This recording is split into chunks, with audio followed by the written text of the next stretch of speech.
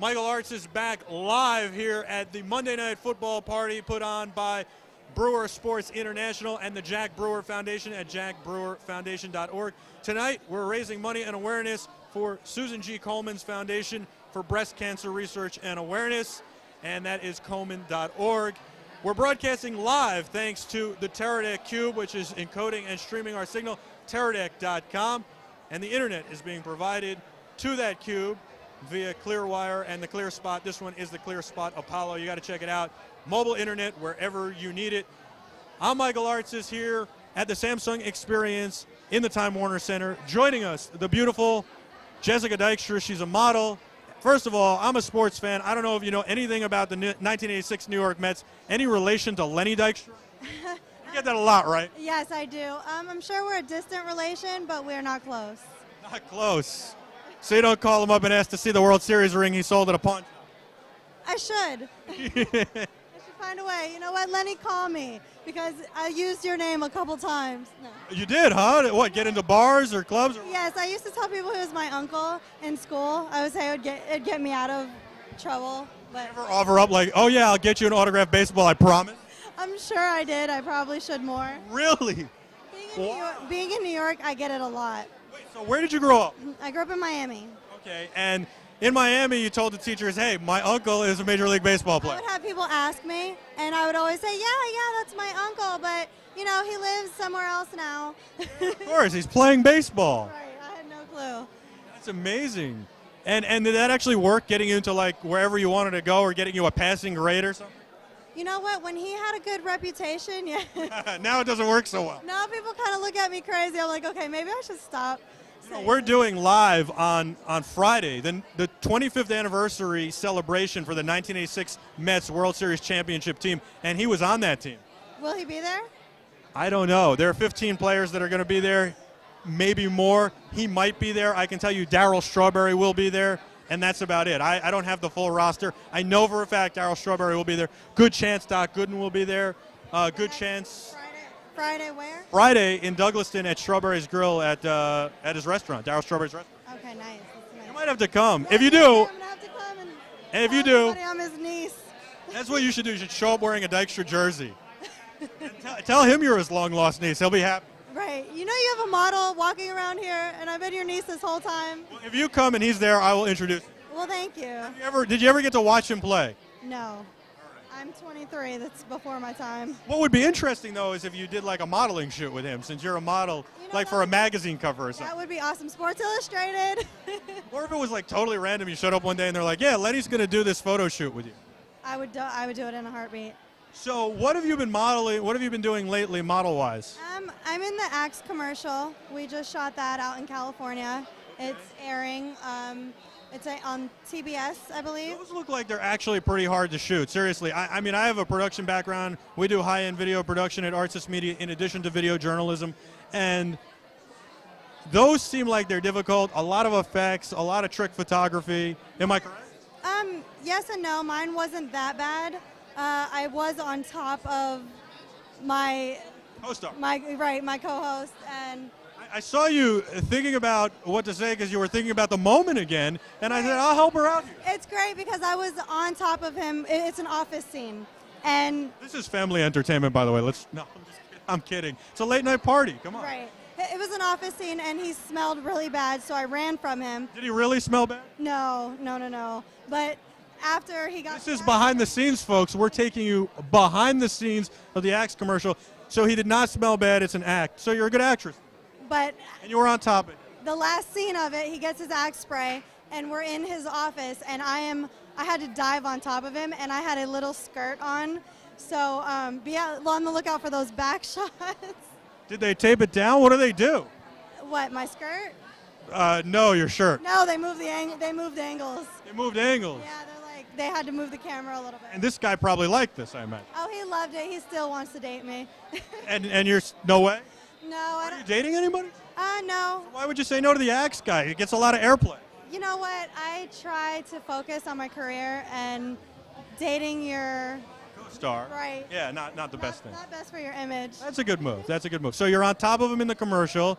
And that's about as as lucky as he's going to get. Wow, all right. So what else have you been wearing? And the Axe commercials seem really cool, by the way. I do like them. I can't say I've used Axe, but I might have.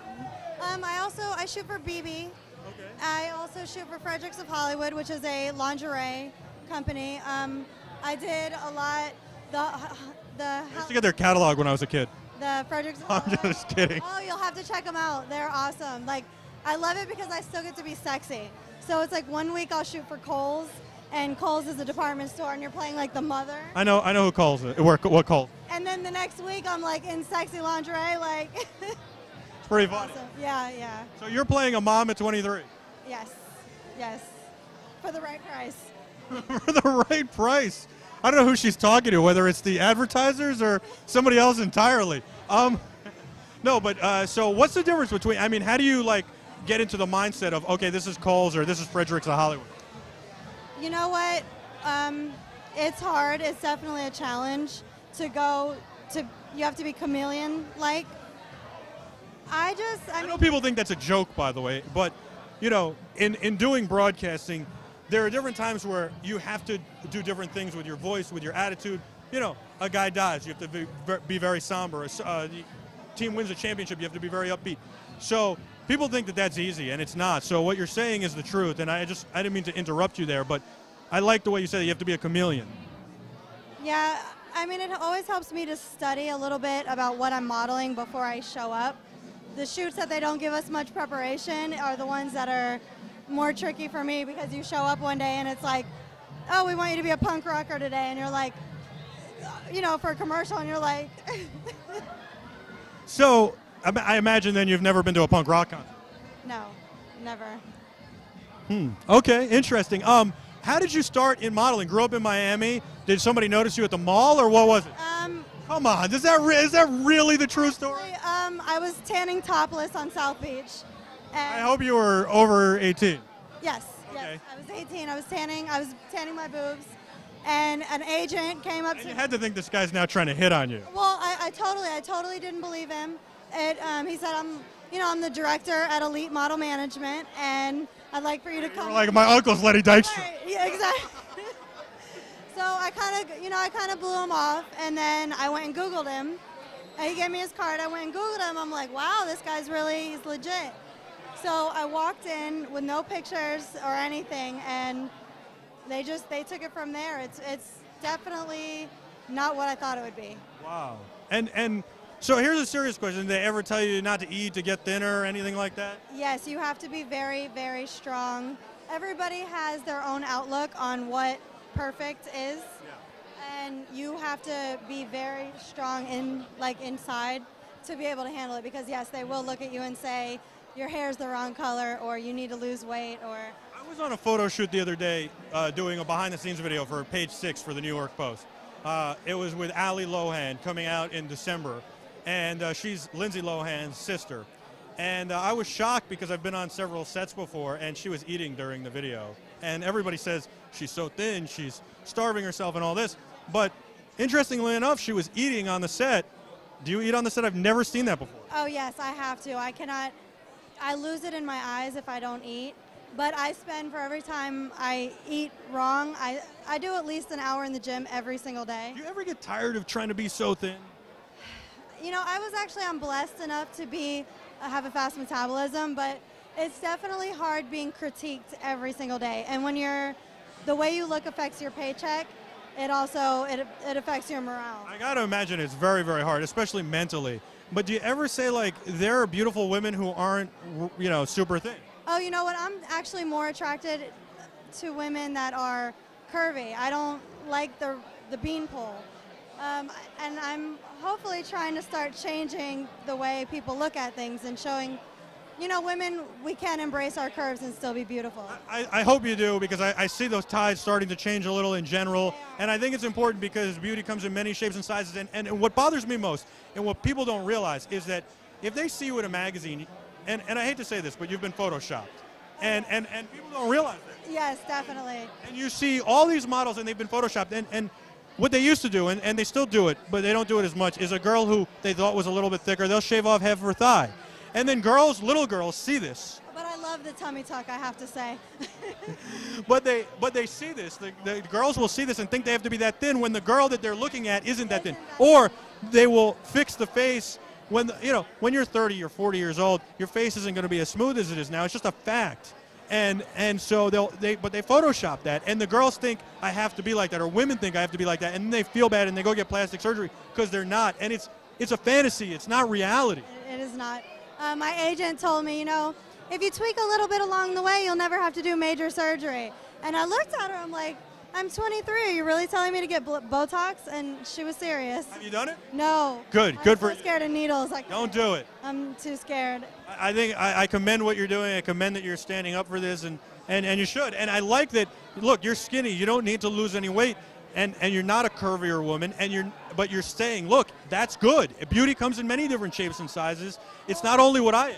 As to what you were saying about times changing, I mean, if you look at J-Lo got so much crap 10 years ago. Now her behind her ass and her curves. Well, no, but just this year she got #1 for the world's most beautiful women. And she's small compared to what's out there now. Right. That's nothing. What we're seeing now on the run. Look at Coco. Shout out to J-Lo. She's really on fire this year. So as you get older, do you think that you'll still continue to model, and as your body changes, you'll just roll with it? I would like to get into acting because you don't have to be so rail thin. What do you think you'd like to do? Like I could see you on like an LA Law, or one of the LA Law. Wow, I just dated myself, didn't I? I mean like a CSI show. Yeah, I would like to do something like that. I'd also like to do like a major film. Me too, by the way. I'm just kidding. Don't we all, right? And scene. I'm not really pressed. I feel like I can do a little bit of anything. If I can model as a mother or a lingerie vixen, I think that why not play the character? Yes, absolutely. And thank you, first of all, for being honest and talking about the Photoshop and all this. I appreciate that. I think it's great. And, let's talk a little bit about another woman's issue, and that is breast cancer, and Susan G. Komen and the Susan G. Komen Foundation. Now, that foundation was started in 1983 when she succumbed to breast cancer. She fought a valiant fight. And it's one of the biggest breast cancer research foundations looking for a cure. They do one of the biggest breast cancer walks out there. They're very involved in the whole month of here. Was just walking for breast cancer, I believe. I think she was. Yeah. And there are so many countless celebrities. What are your feelings about breast cancer, and what this event and this party mean to raising money and awareness for the Susan G. Komen Foundation? You know what? I think that raising awareness is so great because you can prevent it if you catch it early enough. And I feel like a lot of women, you get so caught up in your everyday life. When a 10-minute exam, what you can do on yourself, really in the everyday life, we forget. And then all of a sudden it's too late and the lump is growing, and then it affects everybody around you, not just you. So I think that raising awareness is one of the best things we can do. Yeah, absolutely. Go for the screenings, because if you play mom, one day you might be mom, and you don't want your kids to be without mom, or anybody's kids to be without mom. You definitely don't want to lose one boob, because they actually amputate it, and there goes the modeling career. Sounds like a Total Recall thing. They can replace them. Yeah, but you want the real ones. I do, at least. I think that was a. To prevent getting my boob chopped off, I would definitely. Wasn't that a Coca-Cola tagline? But you would survive if it had to happen. If you catch it early enough. But I mean, if they had to chop it off, you'd survive. Well, yeah, and I'd go under the knife. then you'd figure. With needles, right? But, but you're right. It's better to prevent it no matter what. It's better to find it early and prevent the whole thing. So, Jessica Dykstra, where can people find you? I really appreciate the interview.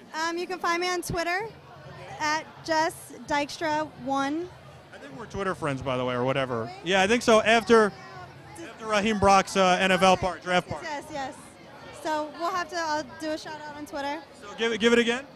At JESSDYKSTRA and the number 1. At Jess Dykstra 1. And I'm at Artsis Media, by the way, just in case you were wondering. I'm sure you'd much rather follow her than me. And where else can people find you? You have a website? No, it's a conflict of interest. I'm on the Elite Models website. I'm not allowed to promote myself. Elite Models website, check her out. You can hire her. She's the Kohl's girl. She's Fredericks of Hollywood. And don't forget the new Axe commercial, which I'm sure will be all over the internet, and in addition to that, all over TV. Do you get any free samples of Axe? Yeah, I got the the shower gel. My parents rated it. They're like, I want some. So they sent me like a big box. It just sat there, and I like gave it out as I went. I'm also in a chat line commercial, Quest Chat, which is airing, and I get people that see it, that know me, and they're like, oh my God, like, I wanted to call the number. It's like, is that the one that goes, I like girls, I like guys older than me, and I like guys younger than me, and I like guys my age, and I always want to go, so basically, you like all guys? Is that the commercial? No, this one is actually, it's like a late night chat commercial, like, you want to feel the Friday rush every night. Call Quest Chat and you can talk to a hot lady like me. Like something like that. Wait, I don't think you sold it well enough just now. No, Come on, okay, and scene, here we go. I'm not speaking in it. Oh, okay. I'm the girl dancing, and they're like showing me on the phone, talking to my boyfriend, and nice. They're like, you want to talk to a girl like this on Friday night, and like give you the number. Were you at all nervous about doing that? I mean, it's kind of, right? It's kind of borderline career-wise, or not? You know what? I actually have gotten, at the time, I do it more for experience, but people definitely look at you like, well, what is she, a prostitute? And I'm like, well, no, it was a job. Hey, it's a tough economy, and it's a job. If you can model lingerie, why can't you model a chat line? I don't disagree with you. Just got to ask the tough questions. Jessica, you're awesome as always. Thank you so much. Nice to see you. Bye. Bye. And we'll be back right after this. Thank you, Jessica. I appreciate it. We'll be back right after this at the Brewer Sports International Monday Night Football Party live from the Samsung Experience at the Time Warner Center in New York City. You're watching us live because of Teradek and the Teradek Cube, Teradek.com, and of course Clearwire, who is providing the internet connection we're streaming over, and Clearwire.com. I'm going to go check the football score and see if I can bring back Tanyan Sturts, former Yankee pitcher and current Major League Baseball pitcher, and we have a couple more surprise guests for you as the night goes on. I think we're having some excellent fun here, and we've got some videos for you to watch during the break. Check it out. We'll be back right after this. Thanks for staying with us.